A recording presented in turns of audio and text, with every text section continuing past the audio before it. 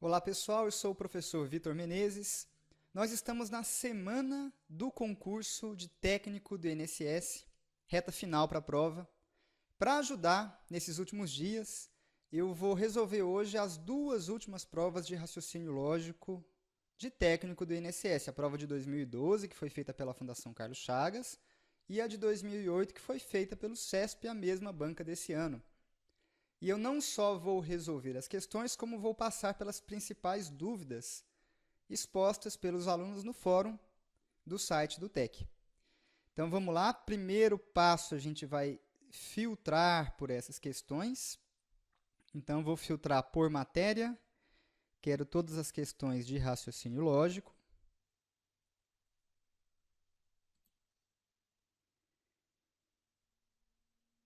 Que sejam do cargo de técnico do INSS. Então, vou filtrar também por cargo. Técnico do Seguro Social. E como a gente vai resolver só os dois últimos anos, vou filtrar pelas questões que sejam de 2012 ou de 2008. Nós temos 15 questões na nossa base. E vamos lá. Primeira questão diz o seguinte: proposições são sentenças que podem ser julgadas como V ou F, mas não admitem ambos os julgamentos. A esse respeito, considere que A represente a proposição simples, que diz o seguinte: é dever do servidor apresentar-se ao trabalho com vestimentas adequadas ao exercício da função. B representa a proposição simples, é permitido ao servidor que presta atendimento ao público solicitar dos que o procuram ajuda financeira para cumprimento de sua missão.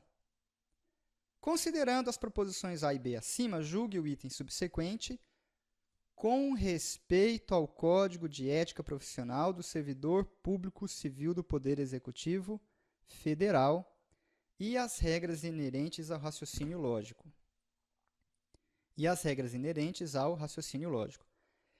Então, quando a questão diz assim, com respeito ao Código de Ética Profissional do Poder Executivo, ela está querendo dizer que as proposições A e B vão ter seus valores lógicos conforme esse Código de Ética, é isso. Então, se você for ao Código de Ética e pesquisar, você verá que realmente é dever do servidor apresentar-se ao trabalho com vestimentas adequadas. Isso aí é até algo intuitivo.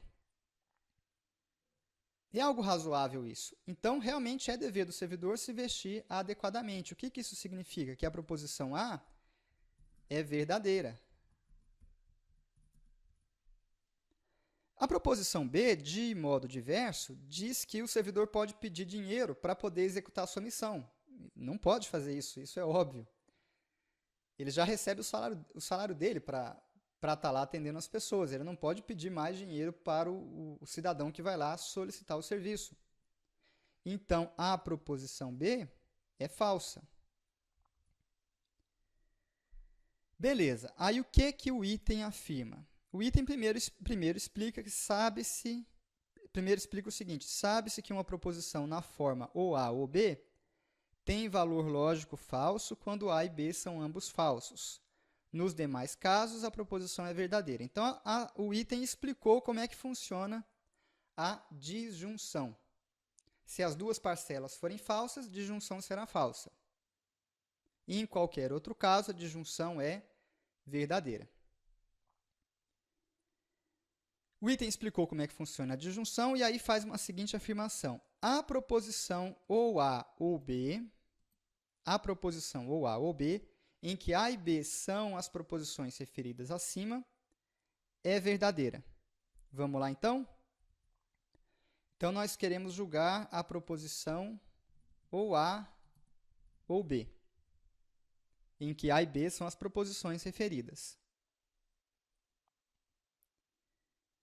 O item já nos disse que isso aqui é uma disjunção, então vou fazer a disjunção de A com B. Nessa disjunção, nós já sabemos que A é verdadeiro e que B é falso. Ora, uma disjunção em que uma das parcelas é verdadeira, uma das parcelas verdadeiras já garante disjunção verdadeira. Portanto, essa proposição composta aqui é uma disjunção com uma das parcelas verdadeiras. De novo,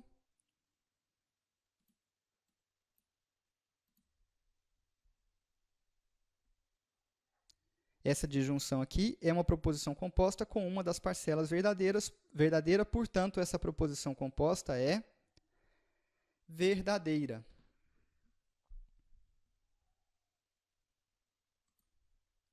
O item está correto. Foi justamente o que afirmou o item. A gente marca item correto e a gente acerta a questão. No fórum de discussão, nós tivemos aqui 15 postagens. E qual que é a principal reclamação? A principal reclamação é a seguinte. A principal reclamação é a seguinte. O uso das duas palavrinhas ou, geralmente é utilizado. As duas palavrinhas ou geralmente servem para indicar disjunção exclusiva. E a disjunção exclusiva não funciona dessa forma como está dito aqui. Ou seja, essa frase aqui, uma proposição na forma ou A ou B tem valor lógico falso quando ambos são falsos e nos demais casos é verdadeiro, essa frase aqui estaria incorreta. Não é dessa forma que funciona a disjunção exclusiva.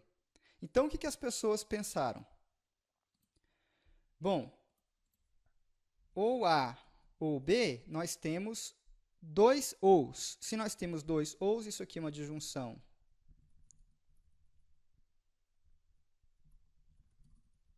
exclusiva. Disjunção exclusiva. Se é disjunção exclusiva, essa sentença aqui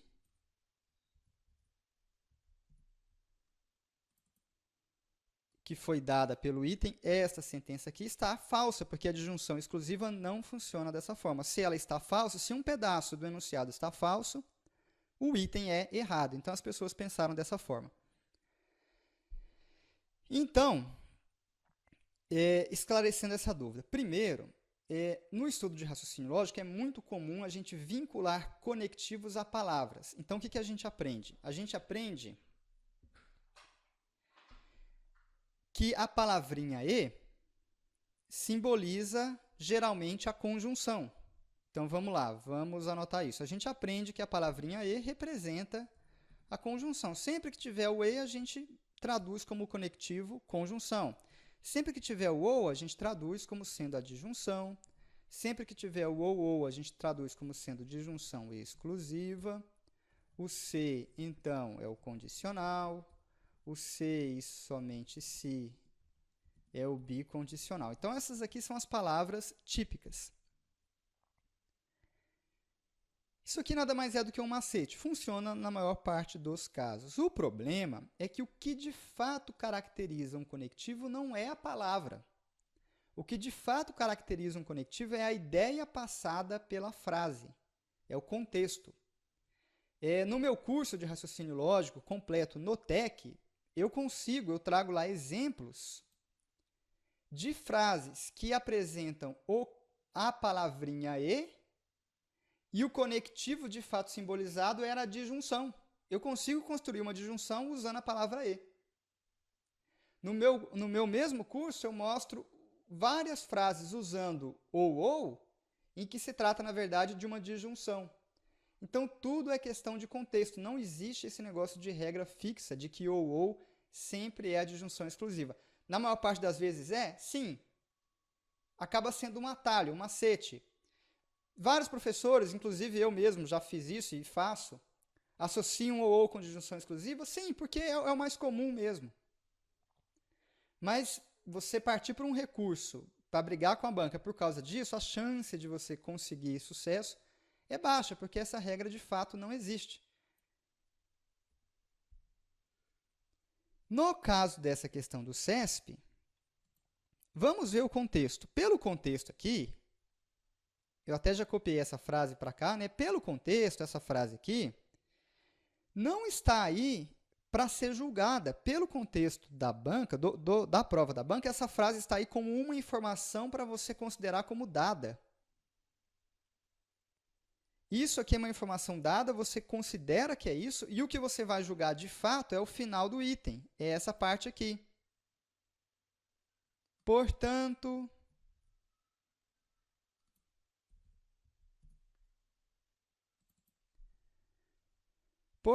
a proposição composta ou A ou B, em que A e B são proposições referidas acima, é verdadeira. Então, pelo contexto, o que você vai julgar de fato é essa parte em amarelo. Pela forma como está escrito, a parte em verde é dado. Essa parte em verde aqui já é uma informação dada, você não briga com ela. Você assume isso aqui como ponto de partida e pronto. Então, você tem que ter um pouco de jogo de cintura nessa hora. Estava na cara que a banca queria isso aqui como informação dada. Sabe-se que é assim, pronto, acabou. Então, são duas coisas. Primeiro, olhe o contexto da questão. E segundo, lembrar que ou, de fato, na maior parte das vezes, simboliza disjunção exclusiva, mas não vai ter essa regra escrita em lugar nenhum. É possível construir disjunção exclusiva sem usar ou, e é possível usar ou e não ser disjunção exclusiva. Tudo depende do contexto. Próxima questão.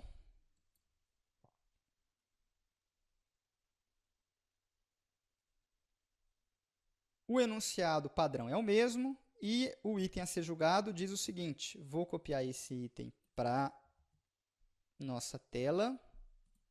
O item a ser julgado diz o seguinte. A proposição composta se A, então B, é necessariamente verdadeira. Então, nós temos um condicional. Nós já vimos que o A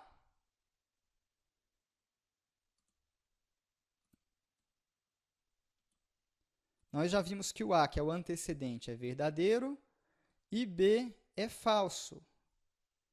Então, nós temos antecedente verdadeiro,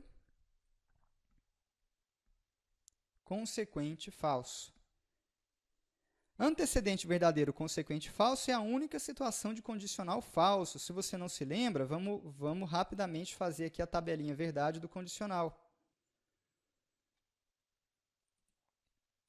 Vamos rapidamente fazer a tabelinha verdade do condicional. Então, proposição A, proposição B e o condicional se A, então B. Então, tabela verdade. A gente percorre todas as valorações para A e para B. O único caso de condicional falso é quando eu tenho antecedente verdadeiro, consequente falso. Esse é o único caso de condicional falso. Em todas as demais linhas, ele é verdadeiro. E nesse item, a gente viu justamente isso. Antecedente verdadeiro, consequente falso. Esse condicional aqui, portanto, é falso. O item afirmou o contrário, então o item está errado.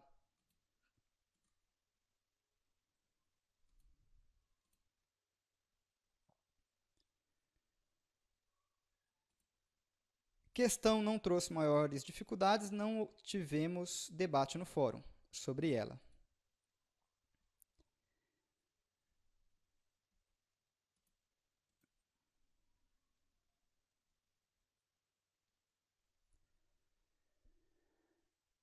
Próxima questão trata do mesmo enunciado. Vamos puxá-la para cá, para a nossa tela.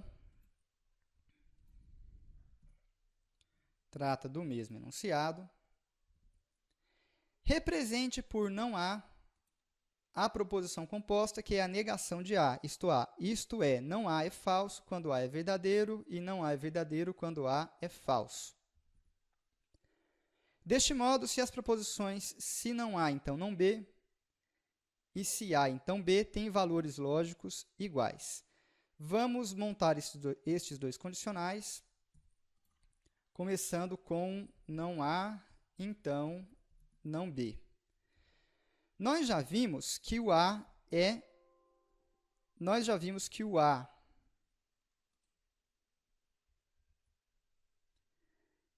verdadeiro, então a sua negação é falsa. Então, de novo, nós já vimos que o A é verdadeiro, sua negação é falsa. O B é falso, então sua negação é verdadeira. Então, nós temos um condicional com antecedente F, consequente V.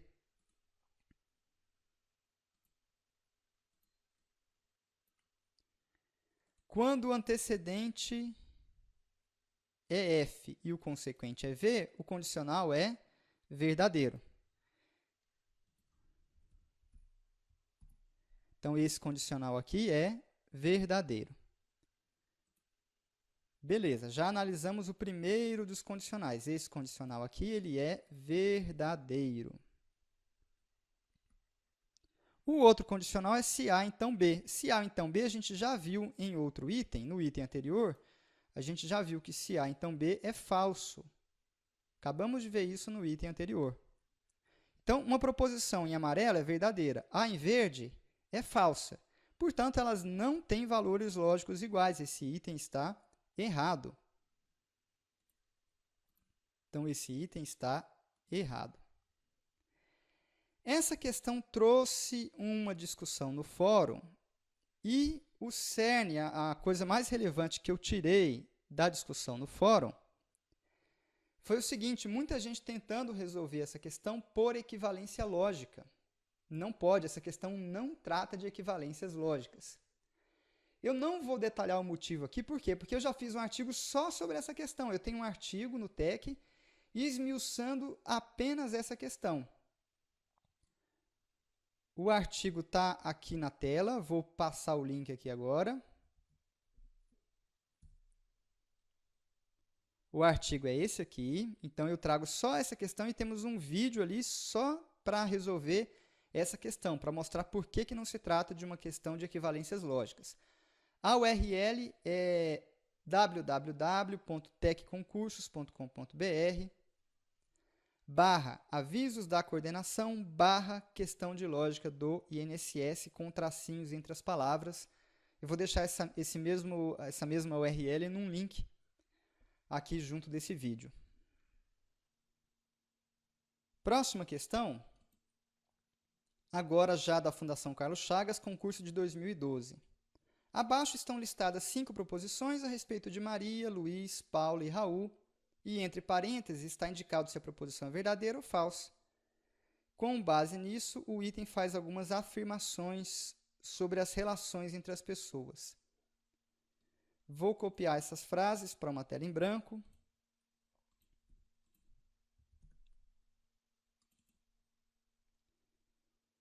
Então, o primeiro item diz que Maria tem 20 anos de idade, isso é falso. Portanto, o que a gente conclui? Que Maria não tem 20 anos de idade.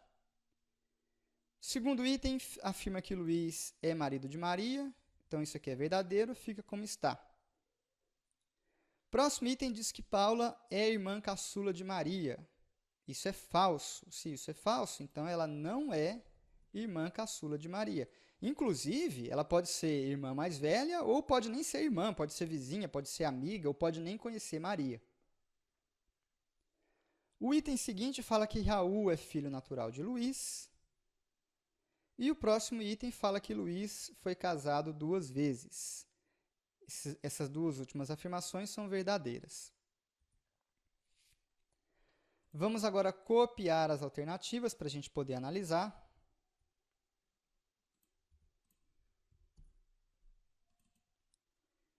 Então, analisando a letra A, Paula é tia de Raul.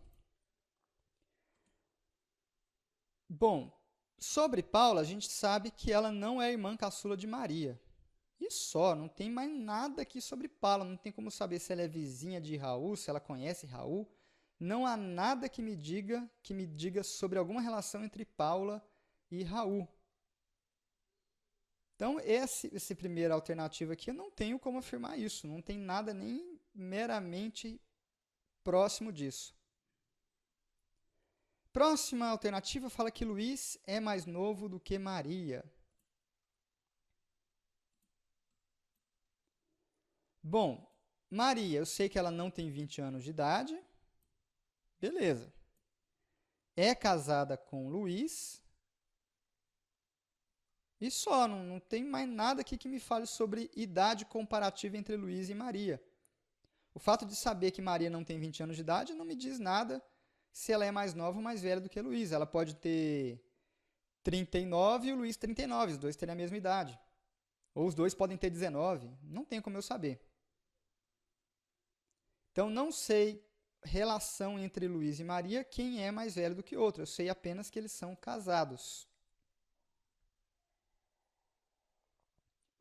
Paula tem mais do que 20 anos. De novo, uma frase meio sem pé nem cabeça. Paula, a única coisa que eu sei sobre ela é que ela não é irmã caçula de Maria. Pode ser que ela seja vizinha, prima, conhecida, mãe, filha, não sei. Não tenho qualquer elemento para falar idade de Paula. Letra D de dado. Letra D fala que Raul é mais novo do que Luís. De fato, Raul é filho natural de Luís. Um filho natural é sempre mais novo do que o seu pai. Então, de fato, Raul, sendo filho de Luís, ele realmente é mais novo do que Luís. A letra E fala que Luís é mais velho do que Maria. E já analisamos isso na letra B. Na letra B a gente já viu, a letra B também relacionava as idades de Luís e Maria. A gente já viu na oportunidade que não tinha como estabelecer relação nenhuma de idade entre Luís e Maria. A gente não sabe se um deles é mais velho, quem que é mais velho, quem que é mais novo, ou se eles têm a mesma idade, pode ser também. Então, a única alternativa correta, a letra D de dado. Questão bem tranquila. Nem apresentou qualquer debate aqui no fórum. Próxima questão. Essa questão aqui volta a ser do CESP, concurso lá de 2008. E é uma questão interessante porque essa questão aqui trata de um assunto que se chama lógica de primeira ordem. Esse assunto é extremamente complexo. Envolve conceitos muito avançados de lógica, em comparação com a mera lógica de proposições, que é o que é cobrado em prova, geralmente.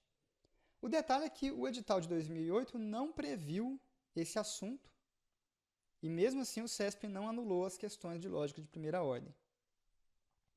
E o edital desse ano também não prevê esse assunto. Então, qual que é a minha recomendação? Não precisa, de fato, estudar lógica de primeira ordem. É um contrassenso isso ser cobrado em prova. E se cair algo desse tipo, se cair uma questão de fato sobre esse assunto, eu acho muito razoável a gente contar que seria uma questão intuitiva como essa questão que dispensava um conhecimento aprofundado de lógica de primeira ordem. Se a banca resolver cobrar de fato lógica de primeira ordem, primeiro está errado que não está no edital. Segundo, que pode esquecer que ninguém vai acertar. Por quê? Porque é algo que não se estuda, geralmente para concurso, porque ninguém cobra isso. Algumas bancas até fazem questão de colocar lógica de primeira ordem no seu edital. Algumas bancas colocam. Mas cobrar mesmo para valer, ninguém cobra. Isso aqui é bastante complicado, bastante complexo. Por sorte, por azar, o CESP resolveu cobrar mesmo assim. Mas, minimizando, né, então, entre aspas, por sorte, foi uma questão light, bem intuitiva, só com conceitos bem iniciais da matéria, dá para resolver no bom senso. Vamos lá. Vou trazer o enunciado para a nossa tela. Algumas sentenças são chamadas de abertas porque são passíveis de interpretação para que possam ser julgadas como V ou F. Se a sentença aberta for uma expressão da forma para qualquer x, P de x, lida como para todo x, P de x, em que x é um elemento qualquer de um conjunto universo U, e P de x é uma propriedade a respeito dos elementos de U, então é preciso explicitar U e P para que seja possível fazer o julgamento como V ou F. A partir das informações acima, julgue o item a seguir. Então, primeiro a banca explicou como ela vai fazer a simbologia dela. Então, ela vai usar qualquer x, P de x, para indicar que todo elemento x apresenta uma propriedade. Exemplo. Suponha o conjunto universo seja o conjunto de jogadores de futebol. Então, vou colocar só craque aqui no nosso time. Vai ter o Neymar, vai ter o Pelé, vai ter o Maradona, vai ter o Messi, beleza? Nosso conjunto universo são esses 4 jogadores aqui. Vou colocar mais gente, vou colocar o Garrincha também. Tá bom, né? Então, esse é o nosso conjunto universo. E suponha que a propriedade Cx me indique que x é um craque da bola. Então, para esse conjunto, eu posso indicar que para todo x, ou seja, para todo elemento desse conjunto, está valendo Cx.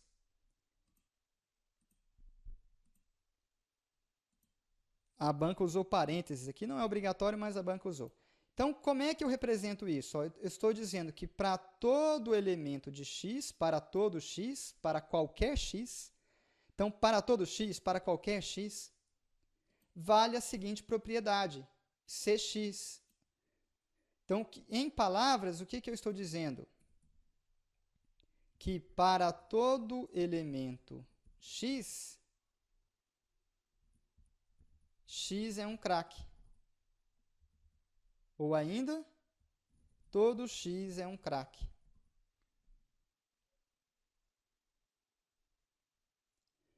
Para esse primeiro conjunto universo aqui, beleza, deu certo. Para esse primeiro conjunto universo, essa proposição aqui é verdadeira. De fato, nesse conjunto universo aí de cima, todo elemento x realmente é um craque da bola. É um craque de futebol. Então, para esse conjunto, essa proposição foi verdadeira.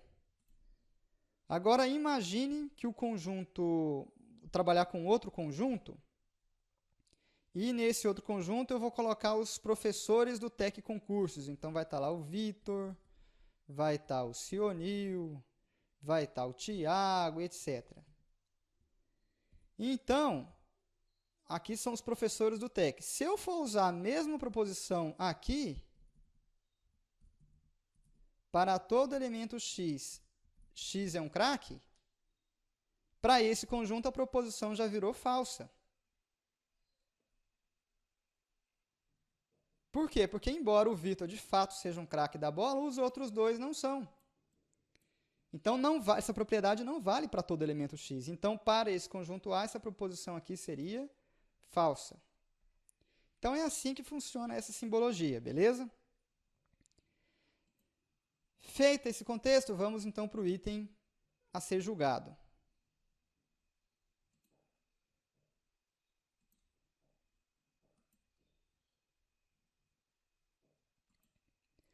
Considere que U seja o conjunto de funcionários do INSS.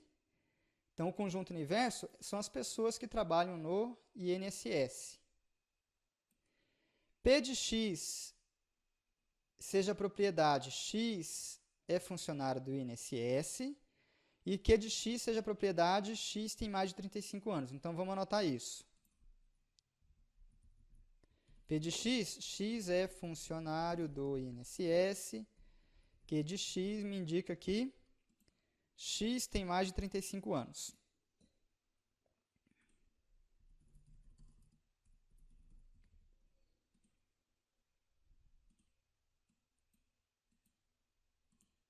Desse modo, é correto afirmar que duas das formas apresentadas, então é correto afirmar que duas das formas apresentadas na lista abaixo simbolizam a proposição todos os funcionários do INSS têm mais de 35 anos de idade.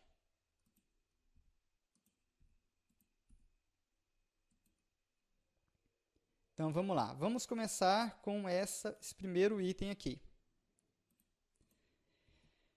Esse primeiro item está me informando que para todo x, Se ele tem mais de 35, então é funcionário do INSS.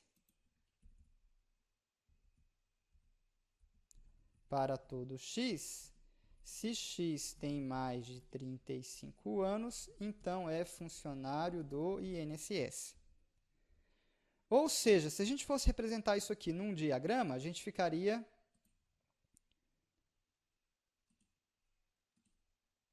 Se a gente fosse representar isso num diagrama, ficaria assim.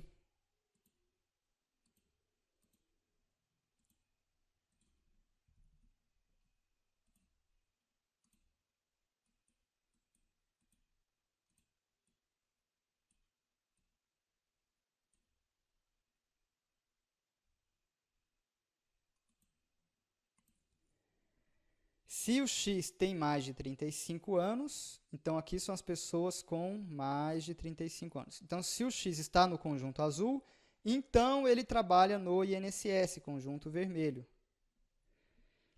Então, para todo X, se X tem mais de 35, então se ele está no conjunto azul, então ele é funcionário do INSS, então ele está no conjunto vermelho. Ou seja, esse primeiro item está me colocando o conjunto das pessoas que tem mais de 35, conjunto azul, dentro do vermelho. O item a ser julgado pediu qual frase? Pediu todo funcionário do INSS tem mais de 35. Então, o que essa frase em amarelo simboliza? Se todo funcionário do INSS tem mais de 35, então essa proposição em amarelo está fazendo o contrário. Ela está colocando o conjunto vermelho dentro do azul. Ele está falando que todo mundo que trabalha no INSS, conjunto vermelho,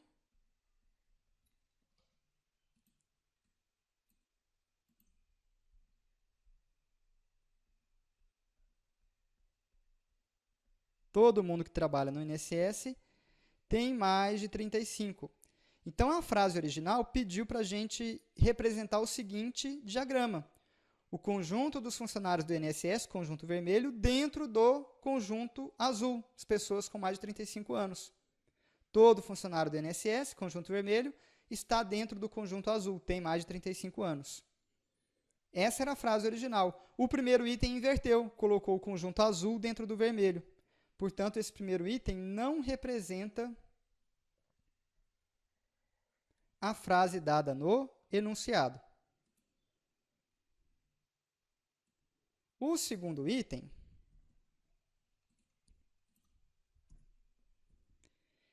me diz que para todo X, X trabalha no INSS ou tem mais de 35 anos.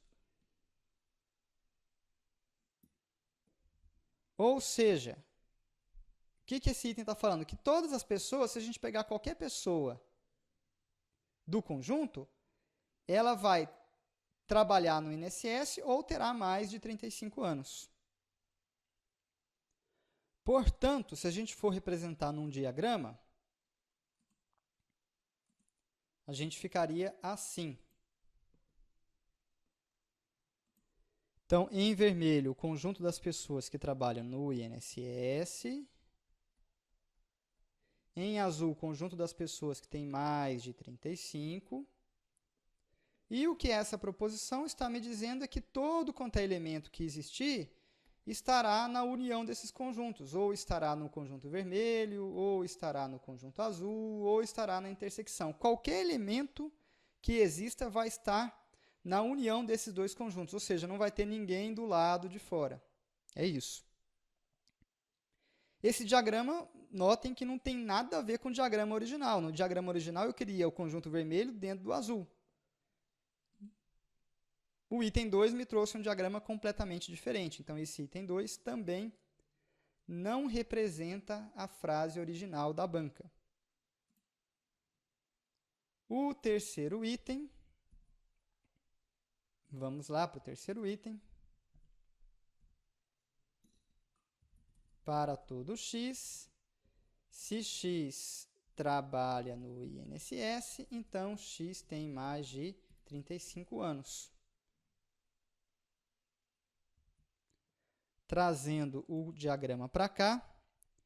Então, de novo, se x trabalha no INSS, se ele está no conjunto vermelho, então ele tem mais de 35 anos. Então, ele também estará no conjunto azul. Ou seja, essa frase está, sim, colocando o conjunto vermelho dentro do azul.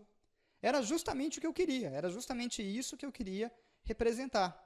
Então, esse item, essa terceira frase, é a única que representa o comando da questão. É a única frase que representa o comando da questão. Portanto, da lista de 3, só uma representou adequadamente a frase desejada. Só uma. O item disse que seriam duas. Duas frases representariam adequadamente essa proposição. Não foi, foi só uma. Portanto, o item está errado.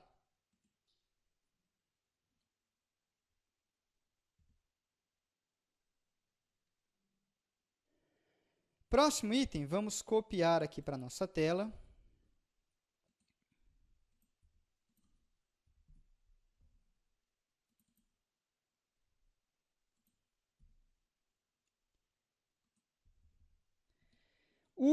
O conjunto universo vai ser o conjunto de todos os funcionários públicos.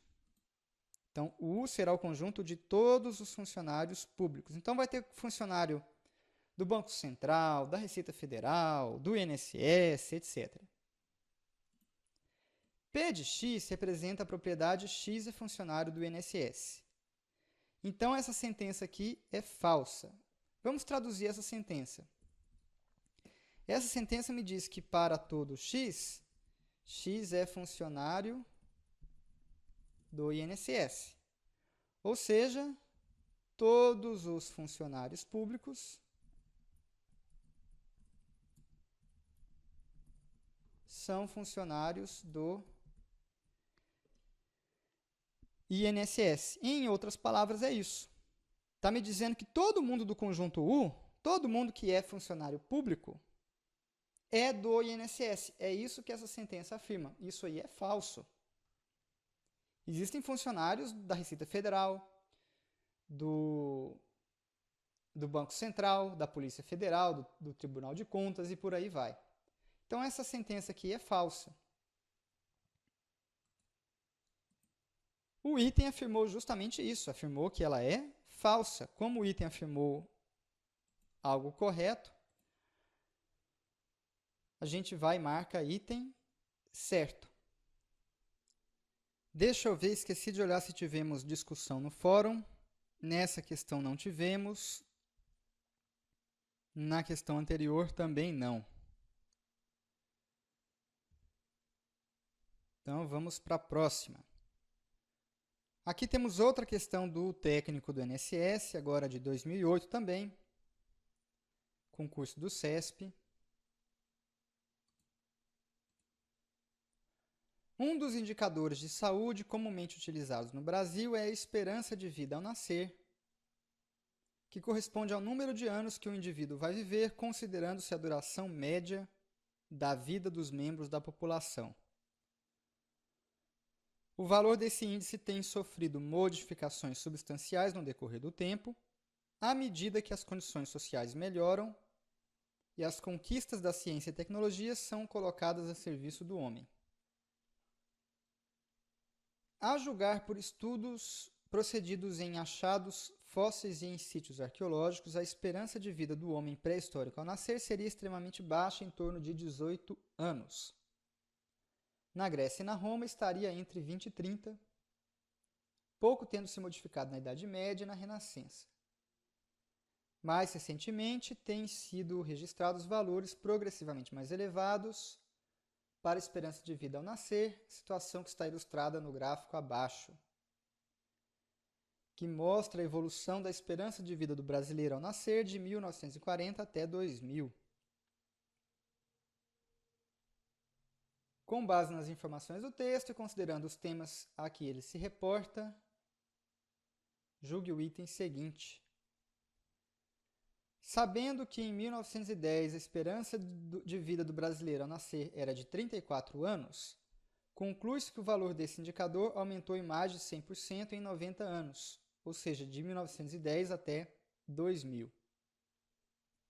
Então, em 1910, o indicador era 34 anos.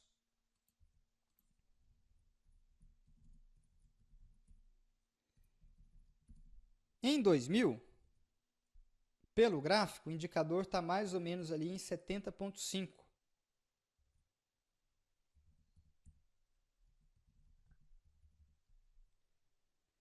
Se o aumento fosse de 100%, quando a gente aumenta algo em 100%, a gente dobra. Então, o indicador dobraria, ele iria para 68 anos. Então, de novo, se o aumento fosse de 100%, aumentar algo em 100% é a mesma coisa que dobrar. Então, eu dobraria esse valor. 34 dobrando, a gente cai em 68. Então, se o aumento fosse de 100%, a gente pararia em 68. Como, na verdade, o indicador foi de 70,5, é porque, então, o aumento foi de mais de 100%. Beleza? Foi justamente o que o item afirmou. O item disse que o indicador aumentou em mais de 100%.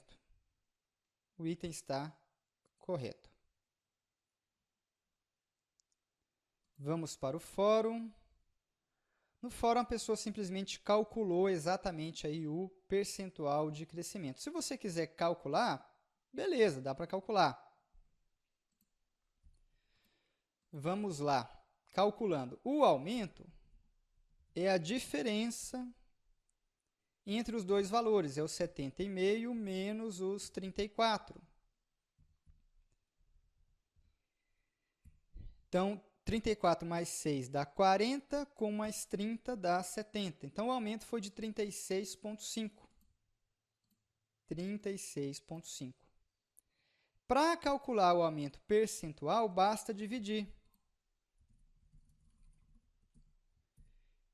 Basta fazer o aumento dividido pelo valor inicial. O aumento foi de 36,5 e o valor inicial foi 34. Então, basta dividir as duas quantias.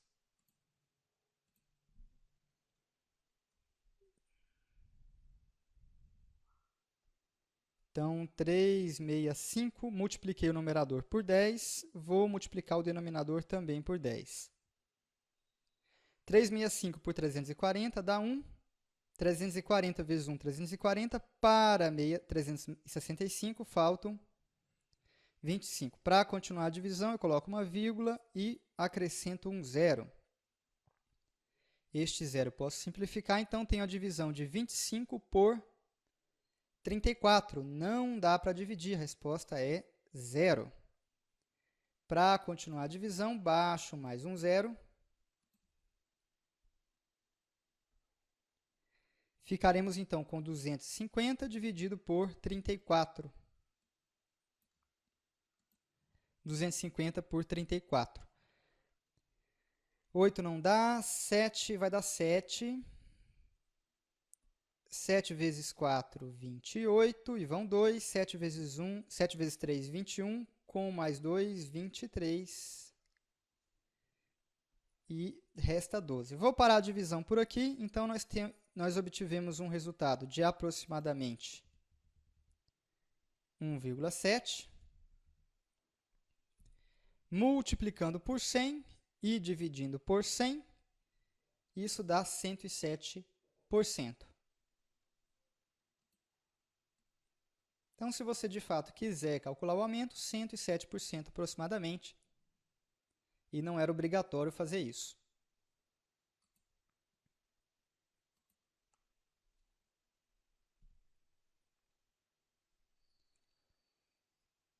Nós temos outras questões daquele mesmo enunciado. É que, como elas tratam de assuntos diferentes, elas ficaram espalhadas. Achei essa daqui. Se E representa a esperança de vida do brasileiro ao nascer, e X representa o tempo em anos desde 1940, Infere-se das informações apresentadas que, para x entre 0 e 60, a esperança de vida ao nascer segue isso aqui, 42x mais 70,5. Eu vou trazer essa imagem para nossa tela.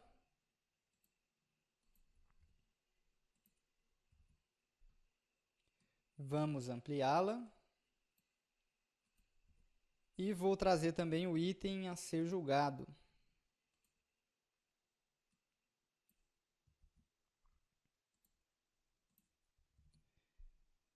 Então, o item está dizendo que no intervalo de 0 a 60, por que de 0 a 60? Porque está considerando que x vale 0 em 1940, e aí x indica o número de anos desde 1940. Então, nós zeramos a contagem do x aqui em 1940, então aqui nós temos x valendo 0. 1941 seria x valendo 1, 1942 seria x valendo 2 e assim por diante. Então, aqui em 1950 o x vale 10, 20, 30, 40, 50 e 60. Então, no intervalo de 0 a 60 é esse gráfico inteiro. E a questão afirma que, nesse período, a esperança de vida ao nascer se comporta segundo essa função aqui, 42x mais 70,5.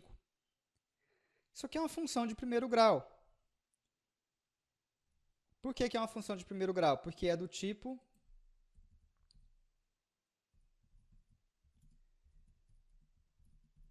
f de x é igual a x mais b. Eu tenho uma constante multiplicando x, essa constante vale 42, e uma outra constante sozinha, que não multiplica ninguém, que vale 70,5. Função de primeiro grau vale uma reta, se comporta como uma reta. O gráfico dela é uma reta. A gente tem uma reta aqui? Não, a gente não tem uma reta aqui.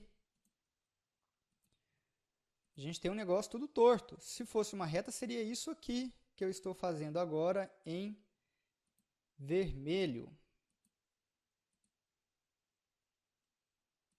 A reta seria isso aí em vermelho. No nosso caso, não é uma reta. Por exemplo, olha esse pedacinho aqui, ó. Fugiu da reta, né? Nós não temos uma reta, nós temos um zigue-zague. Então, portanto, de cara aí tem errado. Não preciso nem checar maiores informações. Só de não ser uma reta já está errado. No entanto, se você quiser fazer uma checagem adicional, beleza, vamos lá.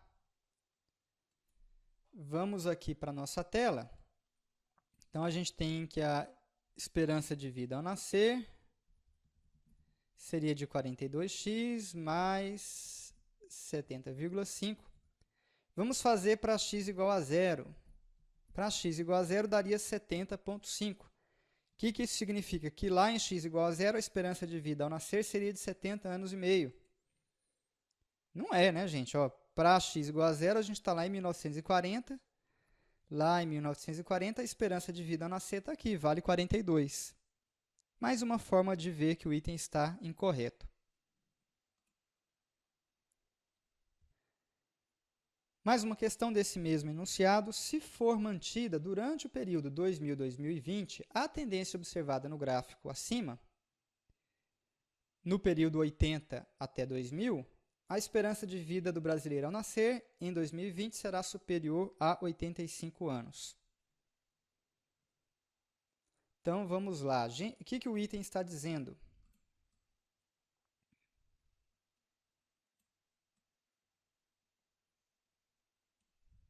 Está dizendo o seguinte, que de 80 até 2000, nós tivemos um aumento. Então, nós saímos daqui de aproximadamente uns 62, 63, vou colocar 62, uns 62 anos de idade, de expectativa de vida. E fomos parar lá em 2000, no ano 2000, a gente parou em 70,5. Então, nós tivemos um aumento aqui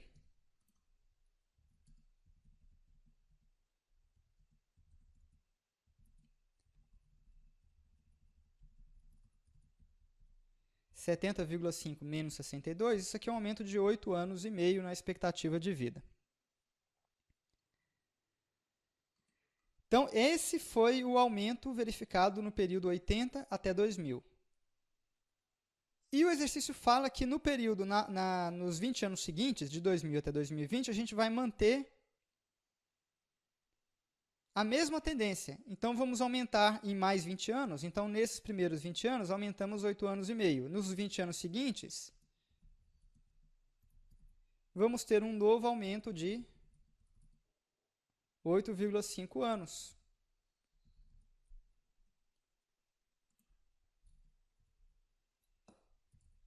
Novo aumento de 8,5 anos. Então, a gente vai para quanto? A gente vai de 70,5 mais 8,5, isso aqui dá 79. Então, esperamos que mais 20 anos, lá para 2020, estejamos ali na faixa dos 79 anos de esperança de vida. E a questão diz que iria para mais de 85. Mais de 85 não, a gente ficaria ali em 79.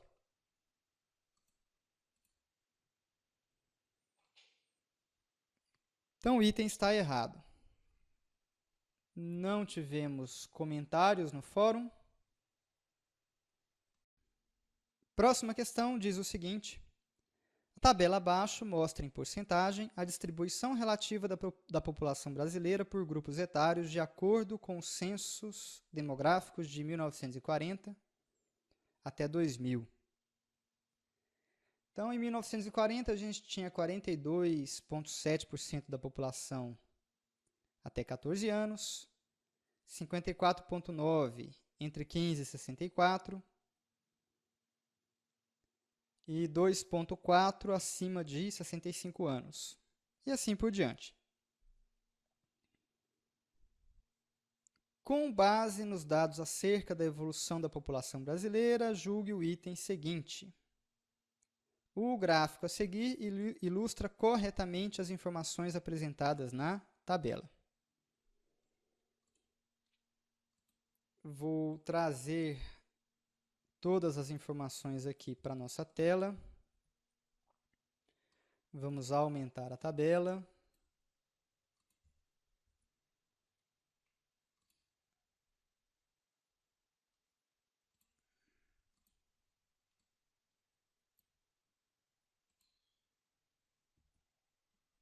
E vamos aumentar o gráfico. Então, a questão afirmou que o gráfico representa corretamente a tabela. Vamos checar. Começando com o ano de 1940, a gente tinha 42,7% da população formada por jovens, por crianças. Vamos checar? 1940 está aqui, a primeira barra. O pedaço relativo aos jovens é o que está em preto. Aqui, ó, até 14 anos é o que está em preto. Olha o pedacinho pequeno,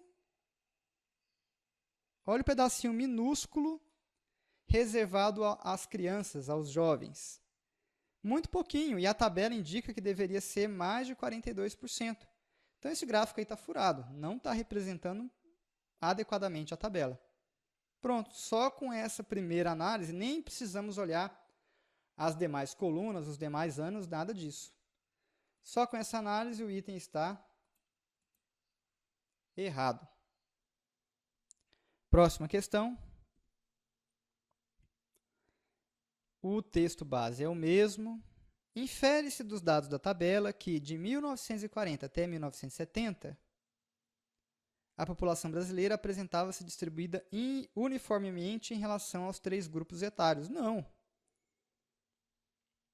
Uniformemente seria se tivesse a mesma quantidade de pessoas aproximadamente em cada grupo. Não é o caso. Em todo esse período, tem muito pouco idoso. Muito pouco idoso, muito pouco idoso, muito pouco idoso.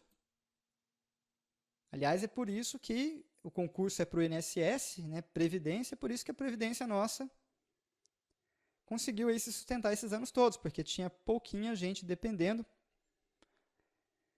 de Previdência e muita gente para sustentar. A nossa pirâmide etária vai cada vez encurtando, né? A base dela vai estreitando e a gente vai tendo cada vez mais idosos, vai ficando cada vez mais difícil manter esse sistema, por isso que a gente tem a alteração previdenciária em cima de alteração previdenciária ano a ano. Então, não temos uma distribuição uniforme, o item está errado.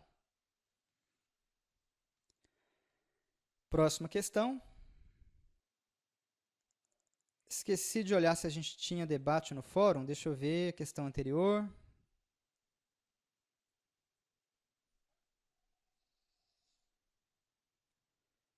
Questão anterior não tinha debate no fórum, essa agora tem.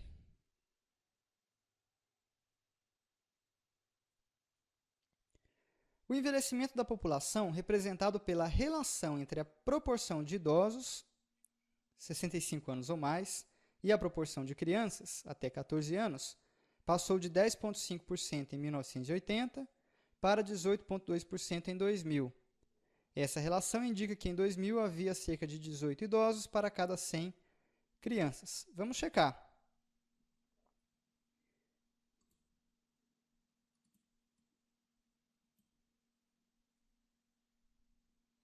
Então, informações do enunciado, que a proporção entre idosos e crianças valia 10,5% em 1980. Vamos lá, 1980.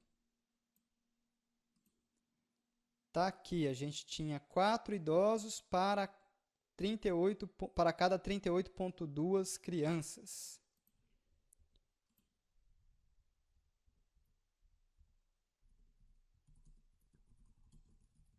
Quatro idosos para cada 38,2 crianças.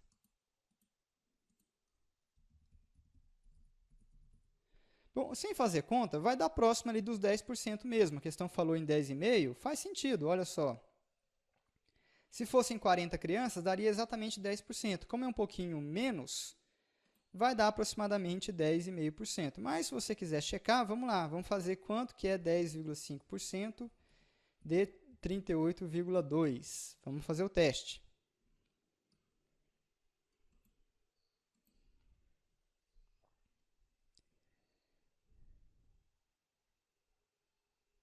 Trinta e 38,2 vezes 10,5%, 0,105.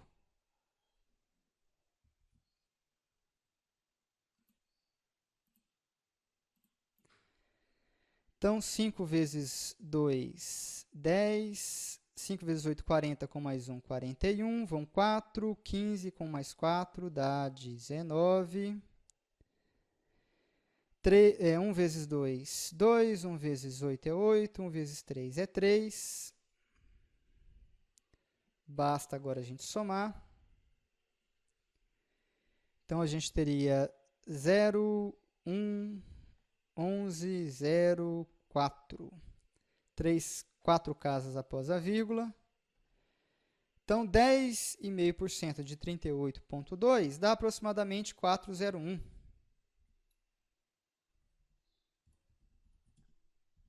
4,01 idosos. Beleza, bem próximo mesmo. Seriam 4 idosos, a gente achou 4,01. Está batendo, né? Então, realmente, em 1980, de fato, ficou ali bem próximo de 10,5%.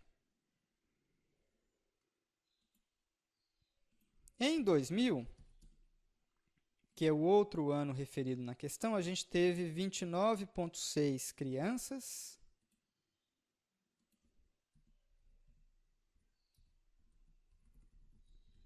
para cada 5,8 idosos.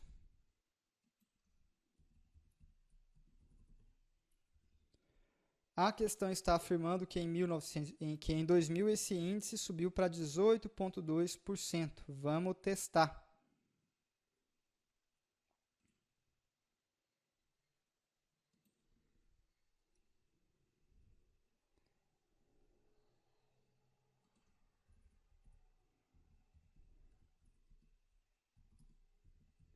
Vamos ver quanto que é 18,2% de 29,6%.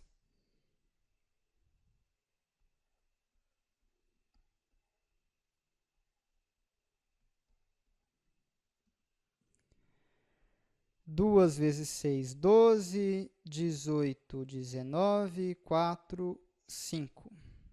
8 vezes 6, 48. 8 vezes 9, 72. Com mais 6, 76. E vão 7. 8 vezes 2 dá 16. Com mais 7, 23.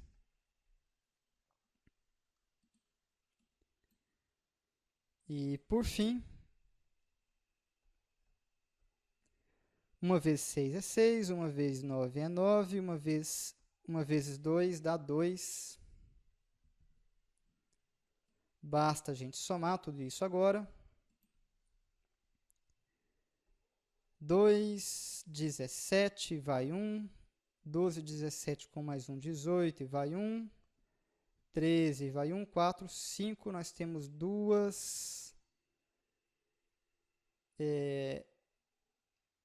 três casas após a vírgula, né? Como é 18,2%, eu estou fazendo 0,182. Então, nós temos 4 casas após a vírgula.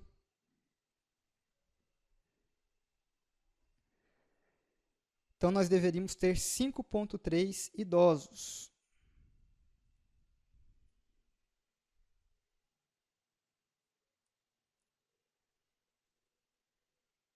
Agora já deu diferente. Mesmo que a gente aproxime, isso aqui é aproximadamente 5,4 idosos.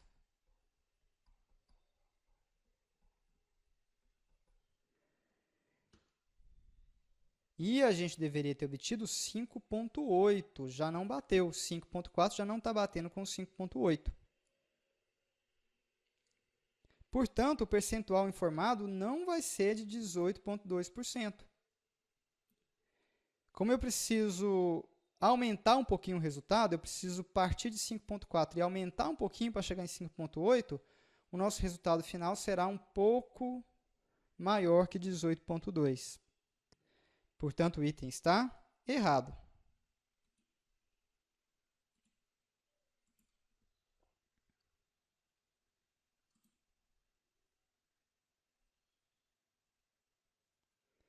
Bom, aqui a pessoa está só falando como é que ela faz os cálculos, não é nada polêmico. Questão seguinte é do concurso da Fundação Carlos Chagas, o concurso de 2012. Em dezembro, uma loja de carros aumentou o preço do veículo A. Aliás, eu vou pegar isso aqui e vamos jogar para a nossa tela.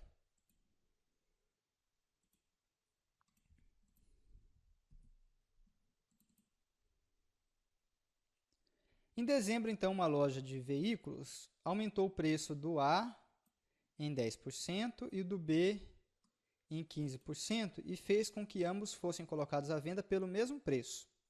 Isso em dezembro. Em janeiro, teve uma redução de 20% sobre o preço de A, 10% sobre o preço de B, ambos em relação a dezembro, o que fez com que o preço de B em janeiro superasse o de A em. Bom, como tem muita variação percentual, aumenta tantos por cento, diminui, a melhor forma da gente fazer isso, resolver a questão, é jogar valor. Como em dezembro os dois carros tinham o mesmo preço, então em dezembro eles foram colocados à venda pelo mesmo preço. Vou chutar um valor para esse preço. Vou chutar que foi, sei que é um preço fora da realidade, né? Um carro não vai custar R$100, mas não interessa. Vou chutar que foi R$100.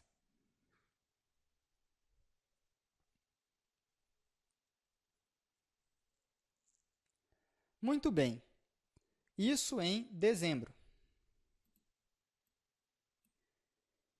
Em janeiro, o preço de A reduz 20%. Então, a gente pegava algo que custou R$100 e vamos diminuir 20% de R$100.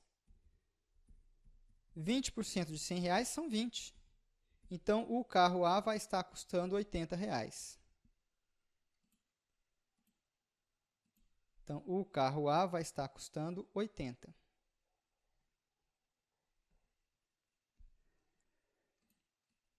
Já o veículo B teve uma redução de 10%. Então, o veículo B custava 100 e depois ele diminuiu 10% de 100. 10% de 100 são R$10. Então, o veículo B terminou custando 90.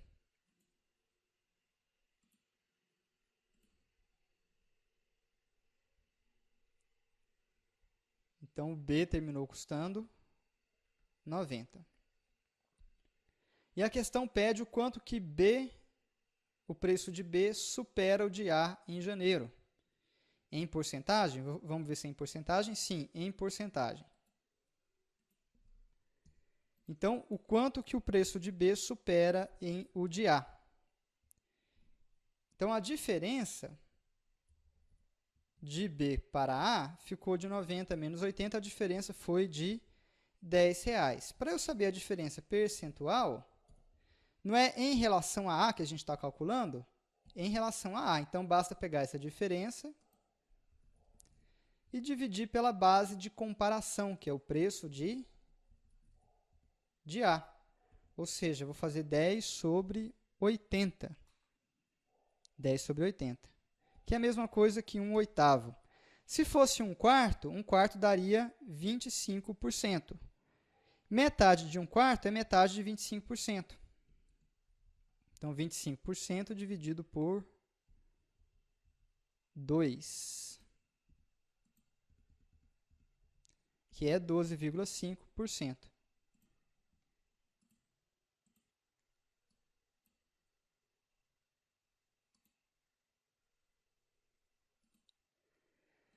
Nossa resposta, letra C.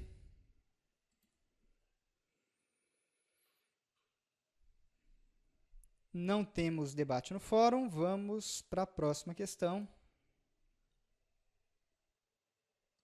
De novo, questão de porcentagem.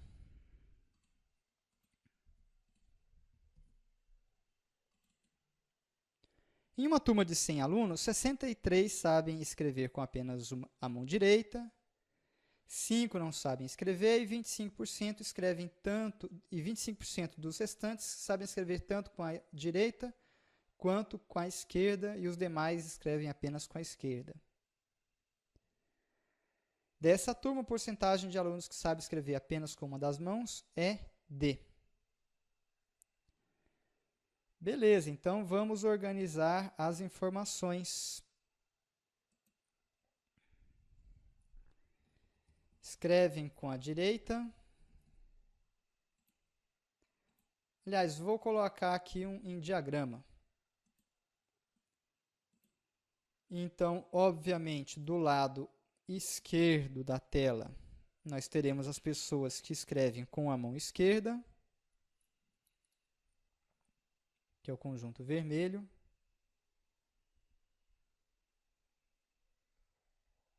Do lado direito da tela, temos as pessoas que escrevem com a direita, conjunto preto. E vamos voltar ao enunciado. 63 escrevem apenas com a mão direita.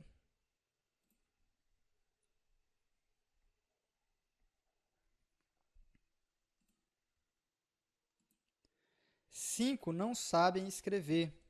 Então, esses 5 não ficam nem no conjunto vermelho, nem no preto. Eles ficam aqui de fora. 25% dos restantes, vamos ver quantos são os restantes. Nesse momento, a gente já alocou 63 mais 5, a gente já alocou 68. Para inteirar 100, faltam 32. Então, os restantes são 32. 25% disso, 25% é sempre um quarto. Um quarto de 32 é 8. Então, 25% dos restantes são 8 alunos. Então, 8 escrevem tanto com a mão esquerda quanto com a mão direita. 8 alunos escrevem tanto com a mão direita quanto com a esquerda.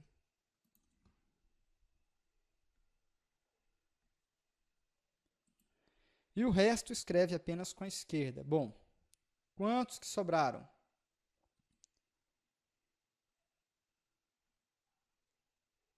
Nós já temos, então, 68 com mais 8 são 76.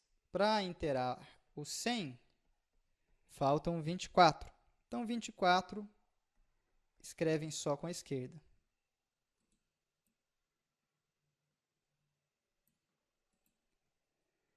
questão pede a porcentagem de alunos que escreve apenas com uma das mãos. Então, apenas com uma das mãos, a gente tem esses 63 mais esses 24. Então, 63 com 24, 7,87. 87 em 100, isso aqui é a mesma coisa que 87%. Resposta, letra B de bola. Última questão do nosso caderno. Nós voltamos naquela questão sobre a distribuição etária. De acordo com os dados apresentados na tabela, os percentuais relativos à população brasileira com idades entre 15 e 64 anos formam uma progressão aritmética de razão menor do que 1.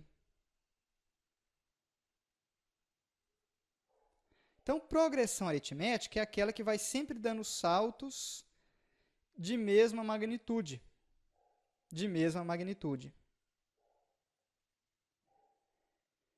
Então, a gente precisa ver se isso está ocorrendo. Vamos pegar só os valores referentes à coluna de 15 a 64? Vamos lá, então.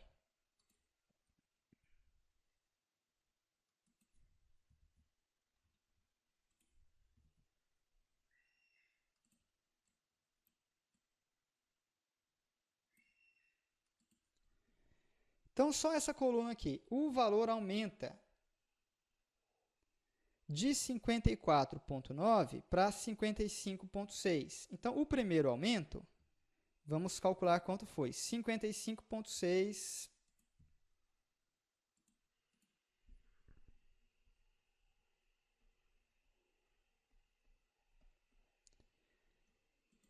menos 54,9.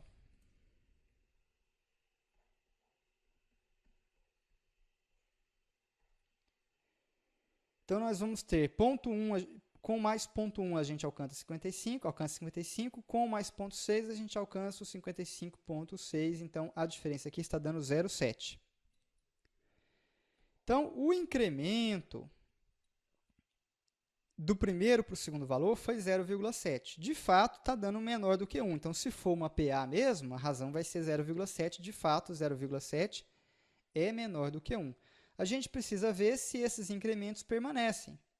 Então, se permanecessem, o que deveria ocorrer? A gente deveria pegar os 55,6, somar com 0,7 para obter o próximo, mas não vai dar certo, porque o próximo já decresceu. Então, os saltos não estão sendo da mesma magnitude, porque nós tivemos primeiro uma elevação de valor, depois uma redução. Então, PA, isso aqui não é. PA deveria apresentar saltos sempre de mesma razão. Portanto, isso aqui não é uma progressão aritmética, esse item está errado. Vamos ver se temos fórum, não temos. Então é isso, pessoal. Resolvemos aí as duas últimas provas do INSS. Desejo a todos uma excelente prova nesse final de semana. Semana que vem estaremos juntos de novo para resolver a prova desse ano. Precisando, podem entrar em contato. Vou deixar aqui o meu e-mail. vitor@tecconcursos.com.br. Um grande abraço a todos, bons estudos e uma excelente prova.